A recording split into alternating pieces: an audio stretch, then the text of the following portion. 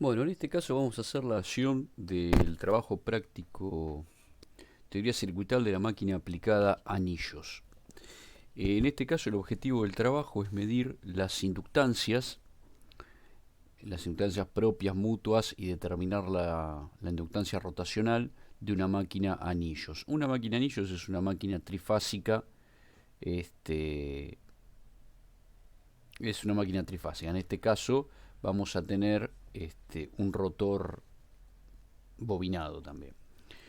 Bien, entonces, una vez que determinemos las inductancias, lo que va a seguir es ver su comportamiento con alimentación asimétrica y luego vamos a tomar otra máquina, o sea, esta es una máquina de inducción con bobinado trifásico, y luego vamos a tomar otra máquina, una máquina sincrónica, o sea, son dos prácticos en uno. Vamos a tomar una máquina sincrónica y vamos a medir su impedancia de secuencia inversa, ¿sí? Por métodos normalizados. Entonces, primero veamos la parte de la teoría circuital aplicada a la máquina anillos. Entonces, acá tenemos los datos de la máquina. Como se puede ver, es una máquina 220-380, 2,2 kW, rotor bobinado. Acá vemos la tensión de rotor bobinado y la corriente de rotor bobinado. Y bueno, 1390 RPM, o sea, una máquina de 4 polos. Acá están los datos de la máquina para determinar sus inductancias.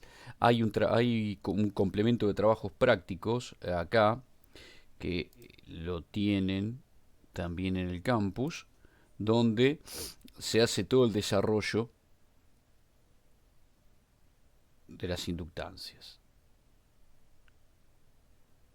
Bien, después lo veremos. Entonces, tenemos los datos de la máquina.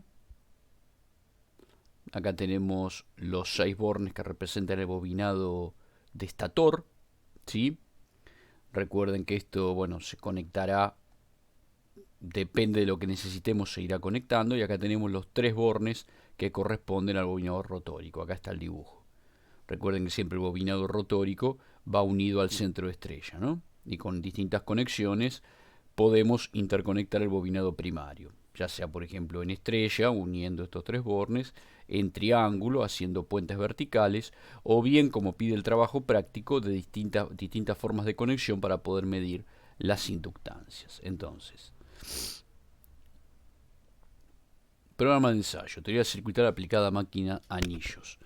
Determinación de la inductancia propia L1F y mutua M1F, o sea, de fase. O sea, la inductancia propia de fase y la mutua entre fases estatóricas. El 1 indica que es del estator y F indica que es entre las fases o de la propia fase. Entonces dice, con el rotor a circuito abierto, alimentar la fase estatórica UX, o sea, una de ellas, UX, con tensión alterna variable de 0 a 300 volts. Medir la tensión aplicada, la corriente absorbida y la tensión inducida en UW de la fase WZ. Fase WZ. Es decir, lo que vamos a hacer es medir la autoinductancia acá y la inductancia mutua entre estas dos fases estatóricas. Lo que nos está diciendo acá, que hagamos un barrido, van a ver que eso se repite en todos los puntos, que hagamos un barrido de tensión, en este caso de 0 a 300. Eso es porque la máquina, nosotros vamos a ensayar, vamos a alimentar de distintos bobinados. Entonces, las inductancias van a depender del estado de saturación del núcleo. Si yo alimento de distintos bobinados, es muy difícil, y aplicando una determinada tensión, es muy difícil estar siempre en el mismo estado de saturación del núcleo. O sea, el núcleo tendrá el mismo estado de saturación cuando la potencia reactiva, desde cualquier bobinado que yo alimente, es la misma. Ahora, para no medir potencia reactiva, lo que vamos a medir es potencia aparente. Y lo vamos a tomar como que es lo mismo, ya que la resistencia serie de los bobinados la vamos a considerar muy pequeña. Entonces, directamente, ustedes van midiendo de 0 a 300, como tienen tensión y corriente, van calculando U por I. Entonces, en definitiva, hay uno de los puntos de las conclusiones que dice, bueno, grafique las inductancias en función de la potencia aparente. Entonces, nosotros vamos a hacer un gráfico de todas las inductancias, las mutuas, las propias, en función de la potencia aparente. Y vamos a elegir un determinado punto, ¿sí? Y ese punto lo vamos a respetar para todas las inductancias. Es decir, vamos a agarrar un punto de U por I, y ese valor de cada una de las inductancias es el que vamos a tomar. Entonces ahí nos aseguramos que vamos a estar en el mismo estado de saturación del núcleo para cada una de las inductancias. ¿Está bien? Porque si no estaríamos definiendo inductancias para distintos estados. Y eso nos daría máquinas diferentes. O sea, cada inductancia sería de una máquina diferente. Lo cual no se puede permitir porque esto después va a confeccionar, con estos datos van a confeccionar la matriz que por supuesto pertenece a una única máquina en un mismo estado. Entonces, vamos a medir, como dijimos, la tensión, la corriente absorbida, y lo que vamos a hacer, a ver si por acá está, acá, este sería el circuito. ¿Sí? Tenemos un variac para variar de 0 a 300, tensión, corriente y tensión de la fase inducida. Con eso lo que se va a hacer es, acá, directamente esta cuenta, ¿no? La L1 será 1 dividido omega por la corriente. ¿Está bien? Estamos despreciando la resistencia. En el caso de M1 de fase,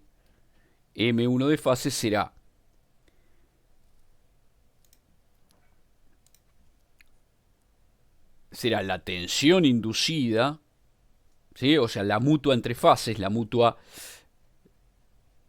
entre estas dos, o sea, está bien, entre estas dos será la tensión acá,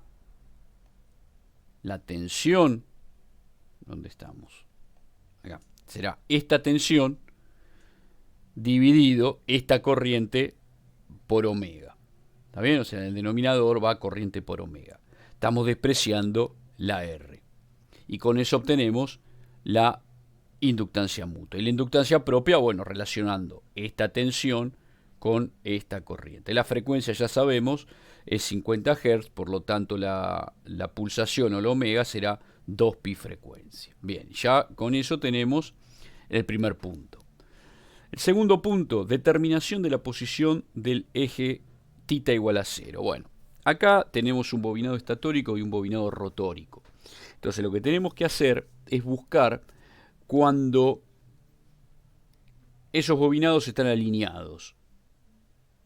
¿Está bien? Esos bobinados van a estar alineados cuando el θ sea igual a 0. ¿Cómo nos damos cuenta? Y bueno, porque si yo estoy alimentando el bobinado estatórico, el bobinado rotórico va a tener la mayor tensión inducida cuando estén alineados, cuando tengan el máximo acoplamiento. Entonces, con el rotor a circuito abierto, alimentar con tensión alterna las fases UX y WZ en conexión B, y determinar la posición del eje 0 para las fases UX y WZ también en conexión B. Bueno, acá aparece una nueva consigna, que es conectar los bobinados en conexión B. Bueno, eso no es preocupante. UX, WZ. ¿Está bien? UX, WZ. Entonces, salimos de X y conectamos con Z. Entonces nos queda UW. ¿Está bien? UW. Bueno, componiendo cuando la corriente entre por aquí, lo que va a pasar es que se van a componer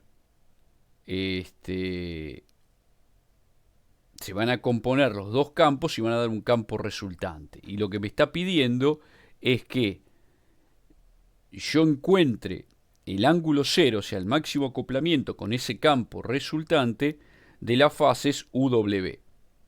¿Sí? Vamos a verificar a ver si... Sí, de las fases UX, WZ. ¿Está bien? UX, WZ, es decir...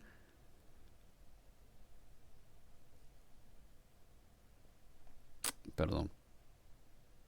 Sí, UW. UW. O sea, nuestro voltímetro va a ir conectado en UW vamos a hacer un puente entre X y Z y vamos a alimentar entre U, W. ¿Sí? Vamos a darle un valor de tensión. Acá no es necesario hacer ningún barrido, nada por el estilo. O sea, se le da un valor de tensión tal que induzca en el nuevo bobinado UW. ¿Está bien? Yo pongo un voltímetro ahí y veo la deflexión del voltímetro. Entonces empiezo a mover el rotor con la mano y busco dos mínimos sucesivos. En la mitad de esos dos mínimos sucesivos voy a tener un máximo. Y ese es el punto de máximo acoplamiento. Eso después lo marcamos con alguna tiza y ya queda determinado el eje magnético de los bobinados. Es decir, cuando ese eje magnético coincida, voy a estar alineado en el θ igual a 0 y voy a tener el máximo acoplamiento entre los bobinados. Bien. Ese sería el punto B. O sea que ya tenemos L1F, M1F y tenemos el punto de θ igual a 0. Ahora vamos a determinar las inductancias propias y mutuas en B. ¿Está bien? Bueno, para las condiciones anteriores,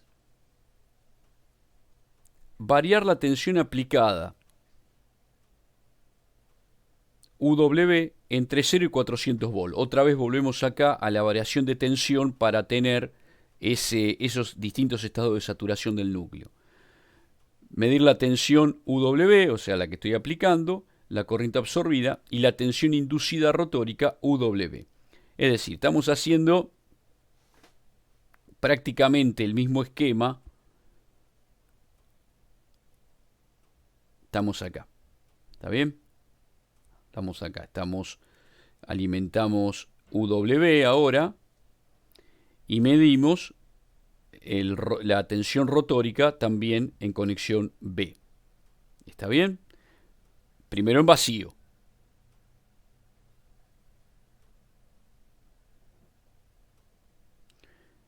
¿Está bien? Entonces, para la condición anterior, para la tensión aplicada, medir la tensión V, la corriente absorbida y la tensión inducida rotórica. Bueno, los cálculos son exactamente iguales. L1B, L1 en B será la tensión UW dividido omega por U. Y M12, 2 se está refiriendo al rotor, será la tensión medida en el rotor con el eje alineado, por eso está diciendo para las condiciones anteriores, se está refiriendo al eje igual, al ángulo igual 0. Entonces la tensión inducida dividido la corriente por omega. Y ahí tengo M12B. ¿Está bien? Bien. Determinación de la inductancia propia. L1 en cortocircuito. Bueno, esto surge por el tema de calcular el coeficiente de acoplamiento, el factor de acoplamiento. Eso lo tienen en el complemento del trabajo práctico, ¿sí? El coeficiente de acoplamiento K, cuando uno lo quiere calcular a través de las inductancias a circuito abierto, pueden aparecer errores que hagan que el resultado sea un resultado que no tenga sentido, o sea, a veces absurdo o no confiable. Entonces lo que se hace es trabajar con la inductancia en cortocircuito.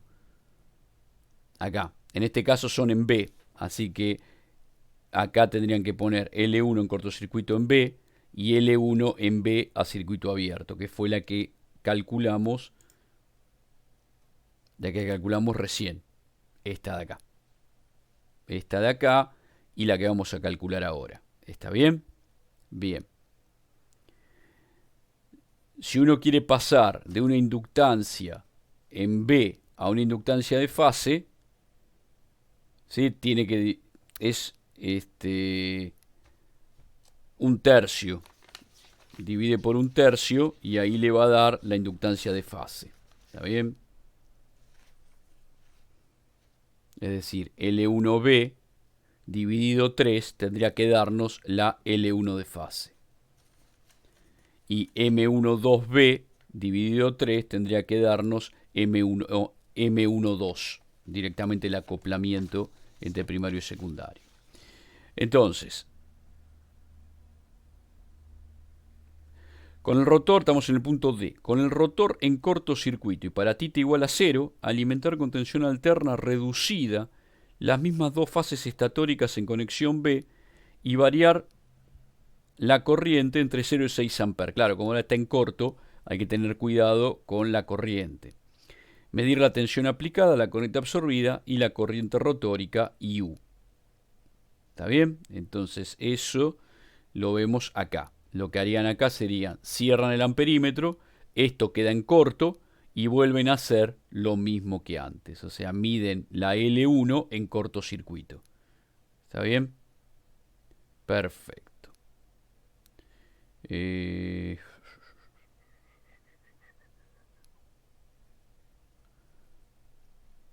Rotor, alimentar la tensión alterna reducida en dos fases, variar la corriente de 0 a 6 amperes. Se está refiriendo a la corriente primaria y medir la tensión aplicada, la corriente absorbida y la corriente rotórica. Bueno, eso lo tenemos por un lado. Ya tenemos L1 en corto, en B tenemos esta, podemos calcular el coeficiente de acoplamiento. Con el coeficiente de acoplamiento podemos calcular M. ¿Está bien? Bueno.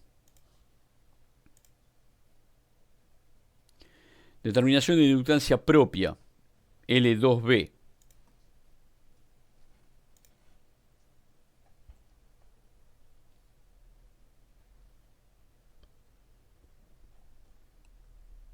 Acá, directamente medimos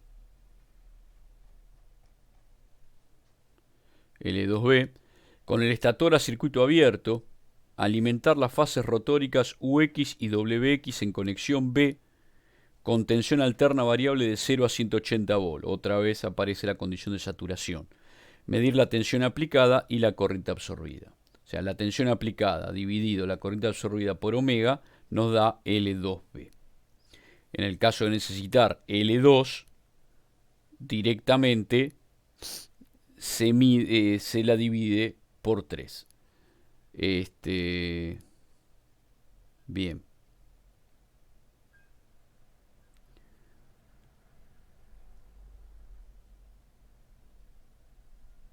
Está bien. Bueno. Funcionamiento como generador sincrónico. Entonces ahora lo que vamos a hacer es tratar de calcular la inductancia rotacional. Entonces, para eso dice alimentar las fases estatóricas UX, WZ en conexión B, o sea, la de siempre, con corriente continua y con el rotor girando a 1000 RPM, la máquina de 6 polos. Primero en vacío y luego conectando una resistencia simétrica que haga circular una corriente próxima a la nominal. Eso es para después poder, a través de la matriz que uno arma, poder ver si cumple con lo que uno está midiendo de la máquina en carga. Medir la corriente de excitación, la corriente inducida en el rotor, su frecuencia, la corriente rotórica y la velocidad. Bueno, por un lado, este ensayo nos va a servir para determinar la inductancia rotacional. Eso lo van a tener en el complemento.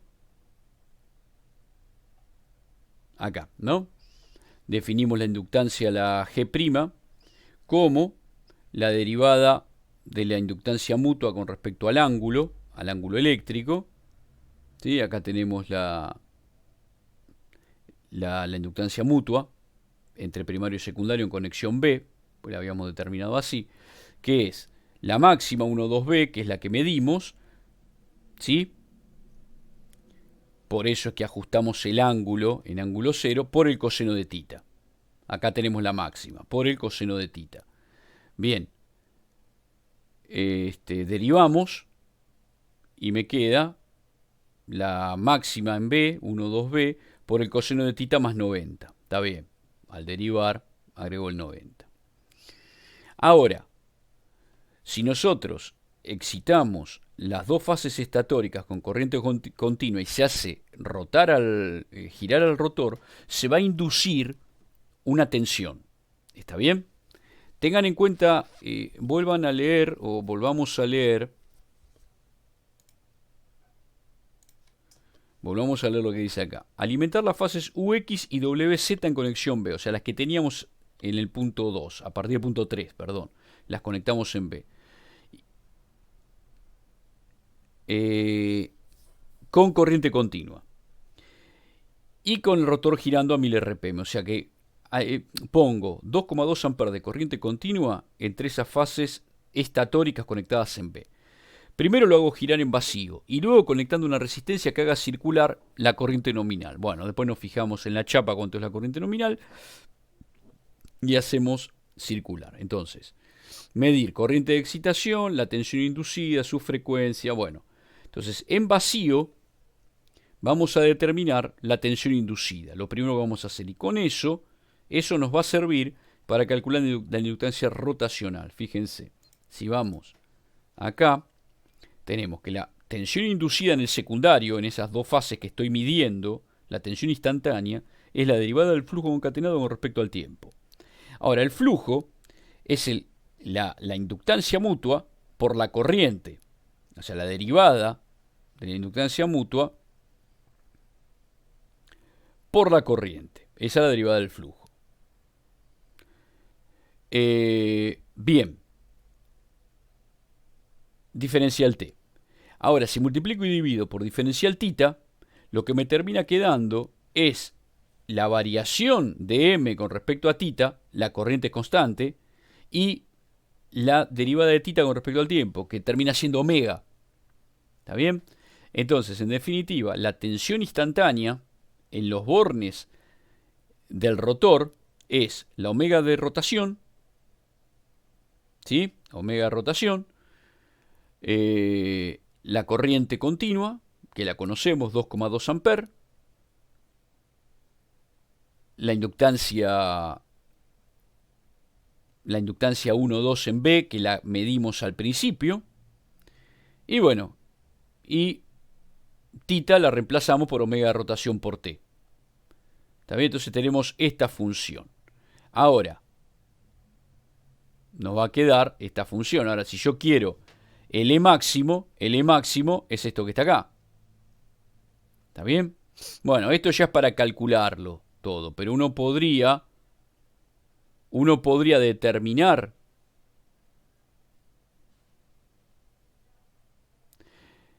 ¿sí? Si uno recuerda que G es la derivada de M con respecto a θ, uno la puede sacar de acá. ¿Sí? Directamente de acá. Si uno tiene la tensión inducida, puede medir la tensión eficaz. ¿Sí? Puede medir la tensión eficaz. Y con la corriente y la velocidad puede despejar la inductancia rotacional. Directamente uno puede hacer eso. Déjenme ver. Estoy buscando.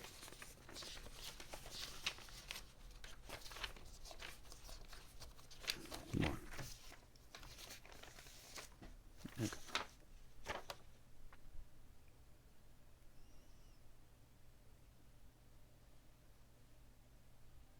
Sí, está bien. Bueno. Calculan así como estamos diciendo.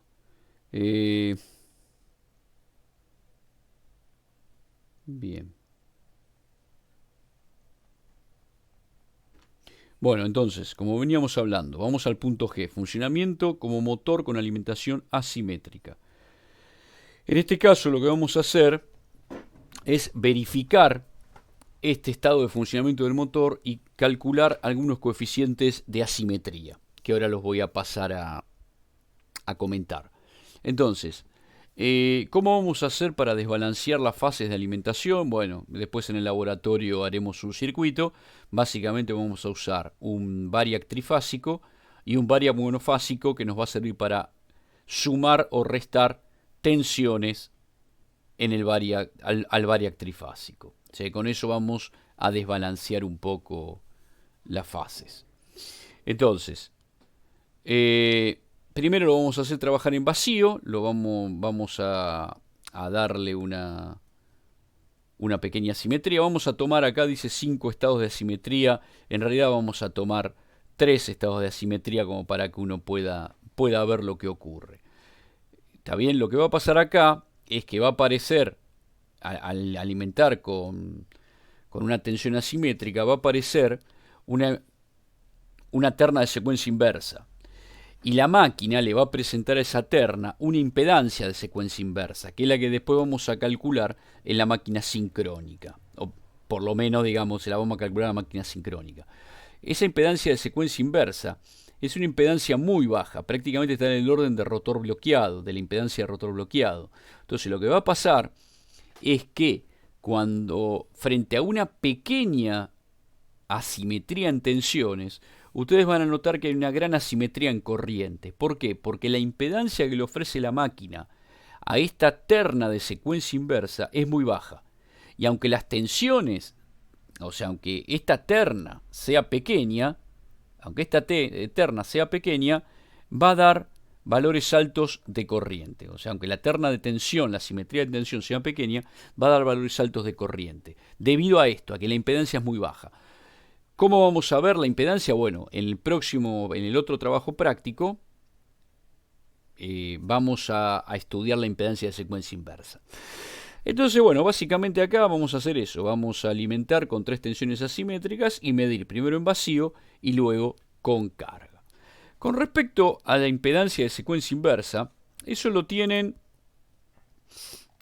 en el apunte, complemento teórico también, que dice determinación de la impedancia de secuencia inversa en la máquina sincrónica, complemento teórico. ¿Está bien? Bueno. Entonces acá, bueno, les da un poquito de historia sobre la impedancia de secuencia inversa, habla en qué normas puedo encontrar referencias del tema, los ensayos, pero básicamente es eso. Cuando yo alimento una máquina con una terna de secuencia inversa, lo que aparece es va a tomar una corriente de secuencia inversa porque para esa terna la máquina va a presentar una impedancia muy baja. Por otro lado, esta terna de secuencia inversa va a generar un campo que en sentido contrario al campo de la cupla motora, lo cual va a provocar un incremento en las pérdidas. ¿Por qué? Porque el campo va a rotar para un sentido y el rotor va a girar para el otro, por lo tanto aumenta el resbalamiento y aumentan las pérdidas inducidas en rotor. Y por otro lado va a generar una pequeña pulsación en la cupla debido a que hay un campo que se opone al movimiento, ¿sí? Con lo cual va a empeorar el rendimiento de la máquina en definitiva.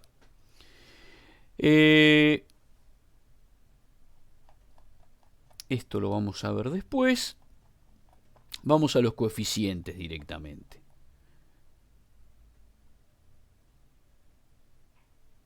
Bueno, acá explica el funcionamiento del motor del motor de inducción frente a simetría. ¿Sí? Dice, los fabricantes de generadores en general limitan la corriente de secuencia inversa a un 10% de la nominal. ¿Está bien? Y veamos los coeficientes de desbalance. ¿Sí? Un parámetro, acá dice un parámetro representativo del nivel de tensión de secuencia inversa, es el coeficiente de desbalance.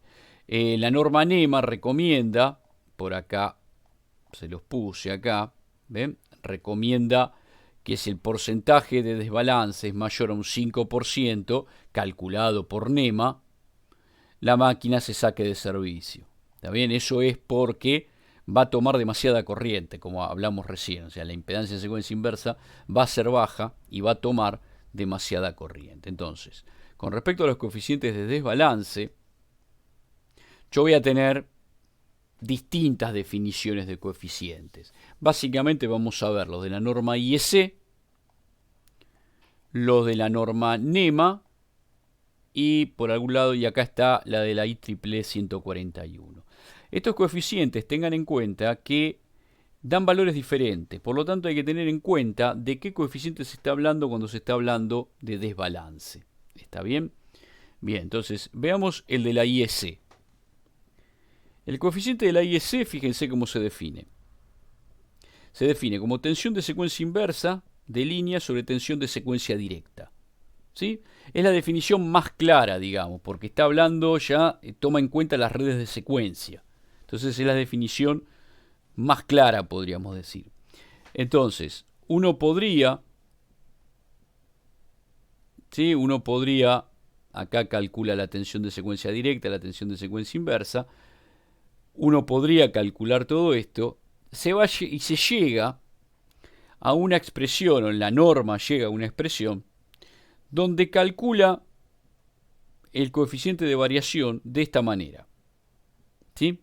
Donde beta tiene en cuenta, ¿sí? Acá hay una sumatoria de las tensiones de línea elevadas a la cuarta, y acá abajo una sumatoria de las tensiones de línea elevadas al cuadrado. Bueno, de esto se llega trabajando con esta definición de BUF, ¿sí? Con secuencia inversa sobre secuencia directa de tensiones de línea. Trabajando con estas ecuaciones se llega a estos coeficientes que define la norma. Fíjense que es en función de tensión de línea. Hay otras definiciones que usan tensiones de fase. Hay bastante tema alrededor del coeficiente de desbalance, ¿está bien? También hay algunos que tienen en cuenta la simetría de los ángulos. Bueno, nosotros vamos a usar estos que están acá. Con respecto a la corriente de secuencia inversa, uno podría, ¿sí? Si uno también trabaja un poco las ecuaciones, uno podría decir que la relación entre la corriente de secuencia inversa con respecto a la nominal es el desbalance dividido la Z2 en por unidad. En definitiva, uno termina diciendo que la corriente en por unidad, la corriente de secuencia inversa en por unidad, o sea, el desbalance, el coeficiente de desbalance en corrientes es la corriente de arranque por el desbalance en tensión. Entonces, fíjense que la corriente de arranque de una máquina de inducción está entre 4 y 7 veces. Entonces, si yo tengo un pequeño desbalance en tensiones, por ejemplo, para el desbalance de corriente, por ejemplo, si tengo una corriente de arranque de 5 veces, el desbalance en corriente va a ser 5 veces el desbalance en tensiones. Bueno, es una forma de ver cómo una pequeña diferencia, un pequeño desbalance en tensiones me produce un gran desbalance en corriente. Otro coeficiente que vamos a tener que calcular, ustedes van a calcular los tres coeficientes, van a armar una tablita con las variaciones que hagamos nosotros, van a armar una tabla y vamos a ver cuánto dan los tres coeficientes, a ver qué diferencia hay. La norma NEMA, la NEMA MG1, establece otro coeficiente, dice máxima desviación de las tensiones de línea respecto a la media sobre el promedio de las tensiones de línea. Entonces, ¿qué tengo que hacer acá? Saco una B promedio de línea, BA más BB más BC, dividido 3, o sea, un promedio de las tensiones de línea. Y después me fijo, hago la tensión de línea, la diferencia entre la tensión de línea y el promedio. Y me fijo, tomo el más grande, tomo el máximo entre estos tres, y luego lo divido por el B promedio. Bueno, eso es lo que la NEMA toma como desbalance en tensiones. Coeficiente de desbalance en tensiones. ¿Está bien? Entonces, aplicando este criterio, uno puede aplicar el gráfico que viene en la curva NEMA, en la norma NEMA, y con eso ver cuánto tiene que declasar a su motor.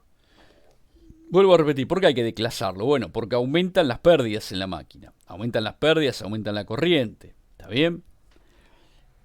Entonces, según el coeficiente de desbalance de tensiones que yo tenga, es cuánto tengo que declasar la máquina. Por ejemplo, si yo tengo un 3% de desbalance calculado según NEMA, bueno, podré sacar a la máquina, no sé, pongámosle un 0,85, un 85% de su potencia. ¿Está bien? ¿Por qué? Porque me han incrementado las pérdidas. Entonces yo lo que tengo que hacer es sacarle menos potencia para no pasarme de la temperatura máxima admisible. Esa es un poco la idea. O sea, tengo que declasar la máquina. Y después está el coeficiente de la norma de la IEEE 141.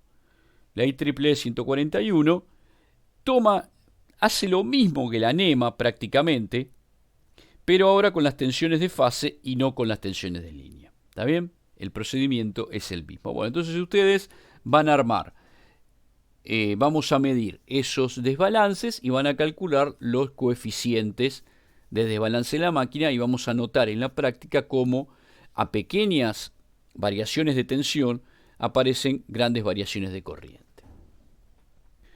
Bueno, la última parte del trabajo consiste en la medición de la impedancia de secuencia inversa de la máquina sincrónica. Esto se va a realizar aparte, con otra máquina. La primera era con máquina inducción y esta es con máquina sincrónica. El complemento teórico es determinación de la impedancia de secuencia inversa en máquina sincrónica. Y básicamente vamos a tener dos métodos. El primer método, que es el más característico, es directamente aplicar una terna de secuencia inversa. O sea, el método genérico sería aplicar una terna de secuencia inversa. Lo que vamos a tener ahí, y bueno, el rotor va a estar en cortocircuito y girando a velocidad sincrónica. Lo que vamos a tener ahí es que se va a establecer un campo contrasincrónico, es decir, un campo que gira al revés del rotor. Entonces se van a inducir en el rotor corrientes del doble de frecuencia de red.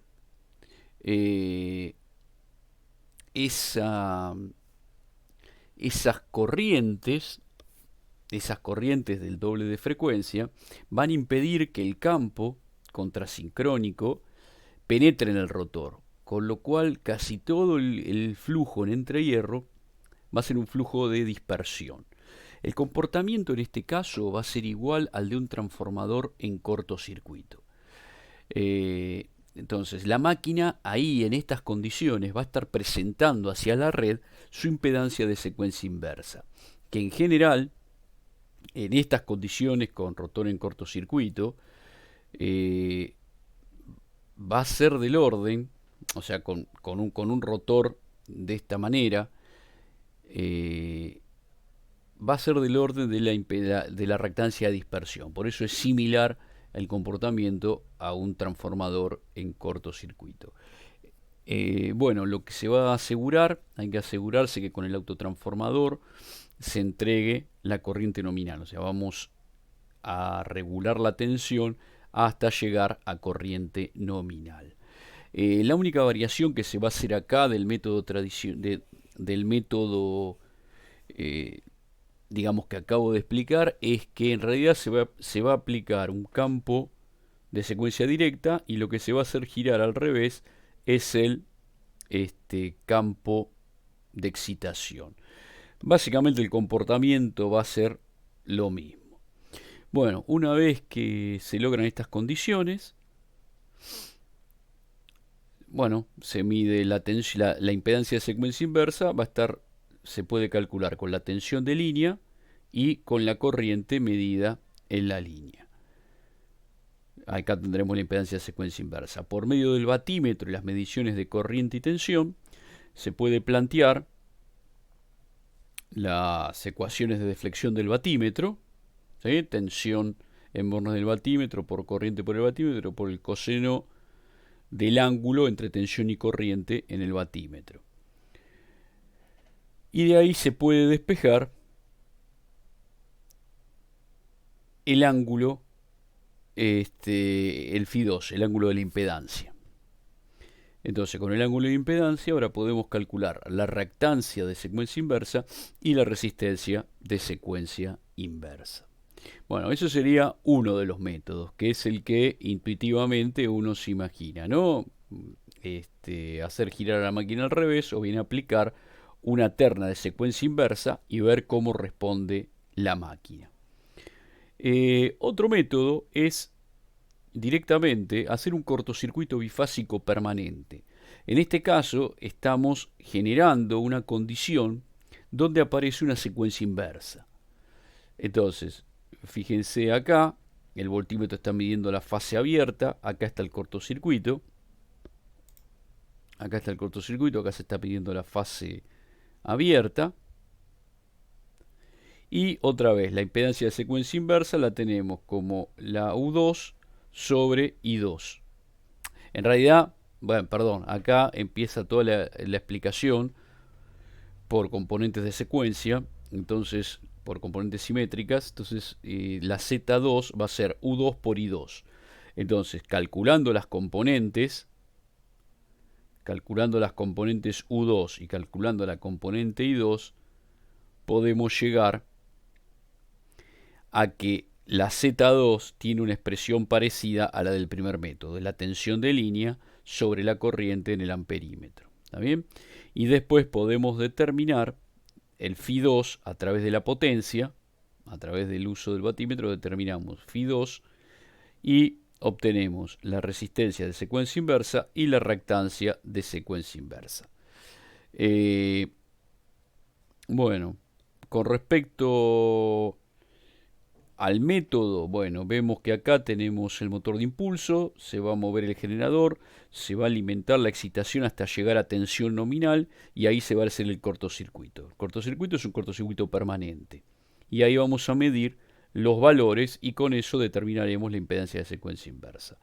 En este caso, bueno, también, o sea, acá no se muestra motor de impulso, pero se va a impulsar el rotor de la máquina. ¿Está bien? A velocidad sincrónica también. En este caso la excitación no está conectada, sino que está cortocircuitada. Bueno, de esa manera tenemos dos métodos para determinar la secuencia, la impedancia de secuencia inversa. Bueno, acá se ven los valores. Acá hay una explicación de los valores típicos de la impedancia de secuencia inversa. Fíjense que está relacionada, su valor está relacionado con las reactancias subtransitorias. ¿Sí? Acá, por ejemplo, fíjense que el valor es muy bajo. ¿Sí? Prácticamente relacionada, como decíamos, muy similar a las subtransitorias. Bueno, entonces esos son los métodos que van a aplicarse para determinar la impedancia de secuencia inversa.